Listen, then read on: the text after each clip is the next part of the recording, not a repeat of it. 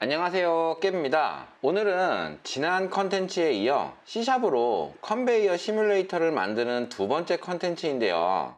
조금 C샵스럽게 만들어 본다고 했었죠. 발음이 꽤 괜찮은 것 같네요. C샵스럽게 만들어 볼게요. 사실 지난번 컨텐츠를 봤을 때도 느끼셨겠지만 C샵은 상당히 편해요. 사용하는 이유가 되기도 하고, 많은 분들이 C 언어가 어렵고 C샵이 쉽기 때문에 C샵을 배우라고 권고를 하기도 합니다. 하지만 C샵도 만만한 프로그래밍 언어가 아닐 겁니다. 어려워요. 사실 제가 잘 하는 건 C 언어인데요. 보셔서 아시겠지만 C 언어와 C샵은 상당히 비슷했죠. 딱 그 정도 하는 겁니다. 오늘은 난이도를 아주 조금 더 올려서 컨베이어의 기본 모델을 만들어 보고 그것을 상속시켜서 자식 컨베이어에서 구체화시켜 볼 겁니다. 우선 지난번에 만들었던 컨베이어에서 클래스를 하나 만들어 볼게요. 추가해서 새 항목을 눌러서 클래스를 선택한 후에 C 디바이스라고 이름을 지어 볼게요. 그리고 지난번에 만들었던 폼 클래스에서 컨베이어에서 사용할 변수들을 이 클래스로 전부 옮겨오겠습니다. 이 정도면 컨베이어에서 사용할 변수들을 전부 가져온 것 같은데요. 여기서 컨베이어별로 구분되어 있는 변수들을 하나로 뭉칠게요.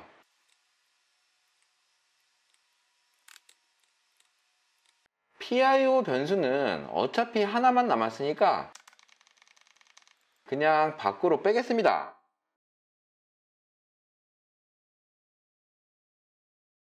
이렇게 변수 몇 개가 남아졌는데 이 데이터를 숨길 겁니다. 사실 숨겨놓고 다 보이게 하긴 하겠지만 우선 숨겨놓을게요. 좀 더 안전한 프로그램을 위해서인데요. 우선 변수들을 프로텍티드로 만들어 볼게요. 보호 수준 키워드가 3개가 있었는데요. 보호 수준이 가장 낮은 키워드가 퍼블릭이었었죠. 이건 자유롭게 호출할 수 있는 변수나 함수를 만들 때 지정하는 키워드였습니다. 그리고 보호 수준이 가장 높은 프라이베이트가 있었고, 이것은 해당하는 클래스가 아니면 접근이 불가능한 변수나 함수를 만들 때 사용합니다. 그리고 조금 헷갈리는 키워드가 있을 거예요. 프로텍티드였었죠. 보호 수준이 프라이베이트와 비슷하지만 상속받은 클래스에서는 사용할 수 있게 하는 키워드입니다.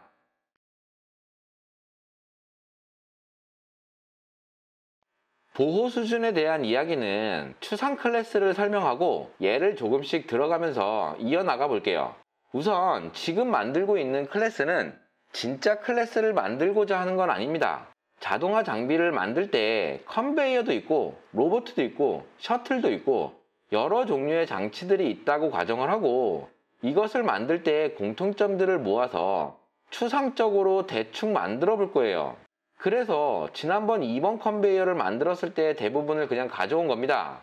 이 부분들을 공통적으로 사용하기 위해서죠. 아마 컨베이어가 아닌 다른 로봇을 만들어서 넣는다고 해도 이 클래스를 상속받아서 새로운 C 로봇과 같은 클래스를 만들 수 있을 겁니다. 이곳에 PIO와 스텝, 모드와 같은 필요한 부분들을 만들어 두었기 때문이죠. 우선 이 클래스는 추상 클래스라고 하는 키워드를 붙여서 추상 클래스를 만들어 볼게요. 이렇게 추상 클래스가 된 클래스는 사용할 수 없는 클래스입니다. 정확히는 인스턴스화 할 수 없는 클래스입니다.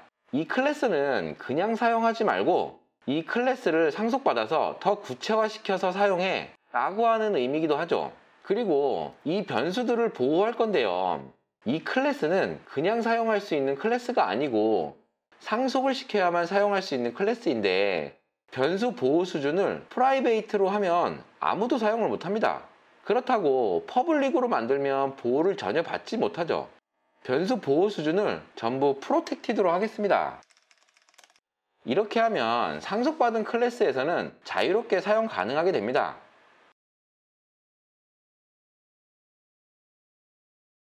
이번엔 다시 프로텍티드로 보호해 놓은 변수를 다시 공개를 할 거예요. 프로퍼티라고 하는 get, set 키워드를 사용해 볼게요. 왜 이렇게 하느냐 라고 하면 예로 보여드릴게요. 우선 trrequest와 bg, complete에 대해서 get, set을 만들어 볼게요.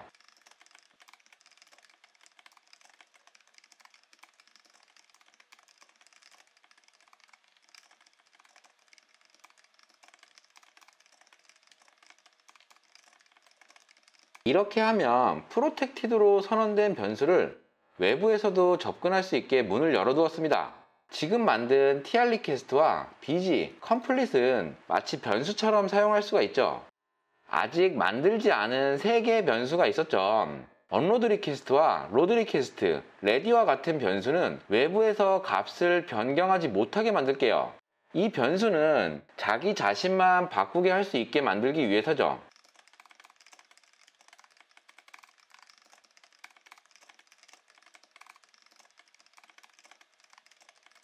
이렇게 해두면 외부에서 언로드 리퀘스트와 로드 리퀘스트, 레디는 접근을 아예 못하고 이 프로퍼티를 통해서도 값을 읽을 수만 있게 되죠. 꽤 유용하게 사용되는 키워드입니다. 나머지 변수들도 적절하게 프로퍼티를 만들어주면 되는데 우선 전부 get셋을 만들어 주도록 할게요.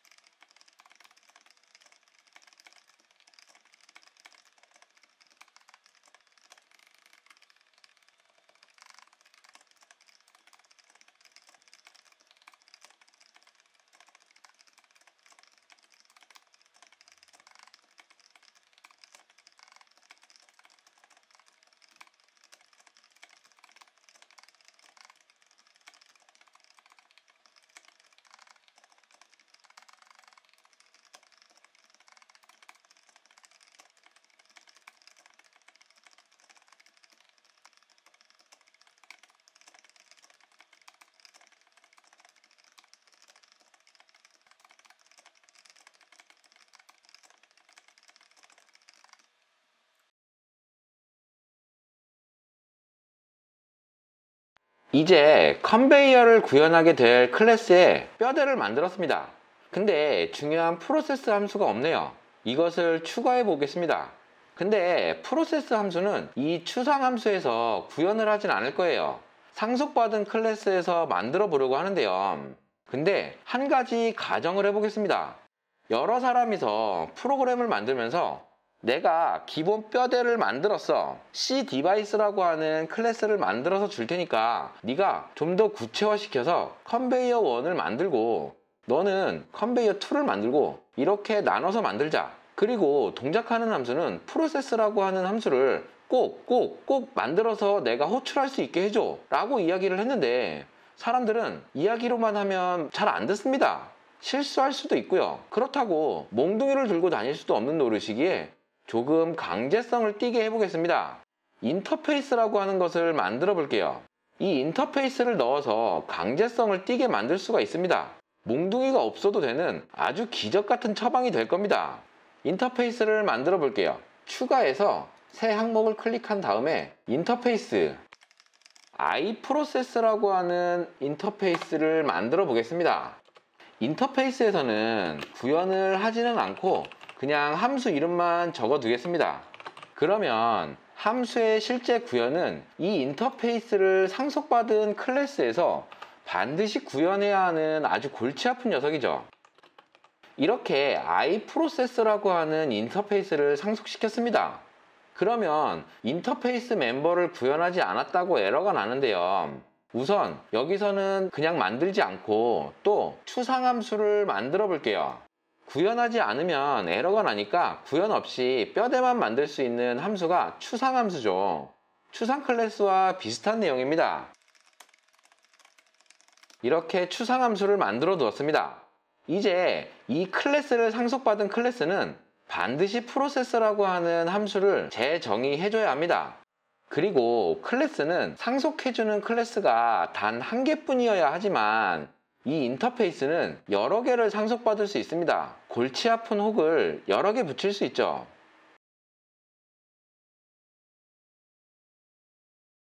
뼈대 클래스 하나 만드는데 내용이 많았죠. 아마 C샵에 대한 상당히 많은 내용이 포함되었을 것 같긴 합니다. 이제 이 뼈대를 상속받을 컨베이어 5개의 클래스를 만들어 보겠습니다.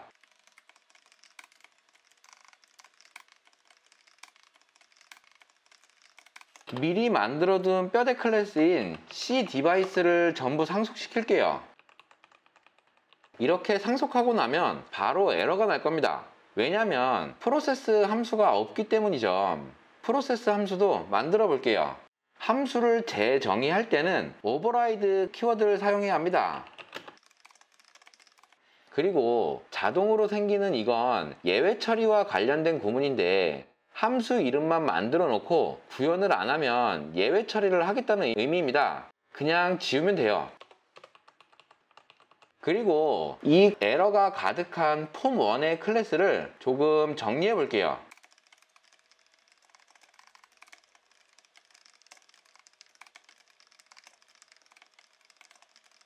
우선 컨베이어들을 전부 만들었습니다. 이것들은 전부 메모리에 상주시켜야 한다고 했었죠. 폼이 로드될 때 인스턴스화 시켜주도록 하겠습니다.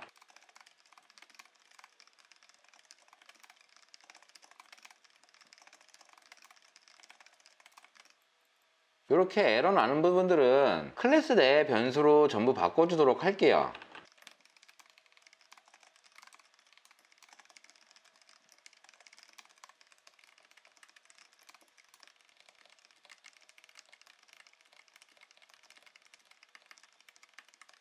그러고 보니 이 모터 구동에 대한 함수도 외부에서는 컨트롤을 못하게 막아두는 것이 좋을 뻔했네요. 나중에 바꿔보도록 할게요. 기억하시죠? 프로퍼티, getSet이요. 그리고 이제 함수만 남았는데요. 이 함수가 아까 인터페이스로 강제로 만들게 했던 프로세스 함수예요. 모든 클래스에서 강제로 만들어 두었으니 어쨌든 일단 호출은 할 수 있게 되어 있습니다.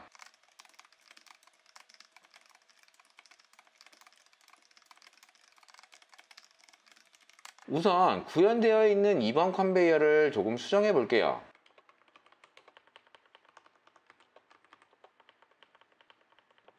대부분 금방 수정이 됐는데 아직 수정이 안 된 부분이 있네요. 센서에 대한 변수를 만들어 주지 않았는데요. 센서에 대한 변수도 만들어 주도록 하겠습니다.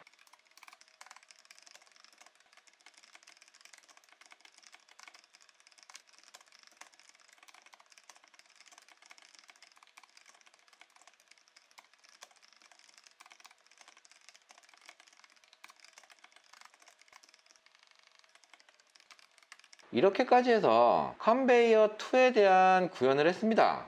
오늘 정말 많은 내용을 만들었는데요. 정말 많은 내용입니다. 다음 컨텐츠에서는 좀 더 완성시켜 볼게요. 사실 윈32 API에서는 이 정도 만들어 두고 큰 의미 없을 것 같아서 그만했었는데 C샵은 의미 있는 몇 가지들을 더 연습해 볼 수 있을 것 같아요.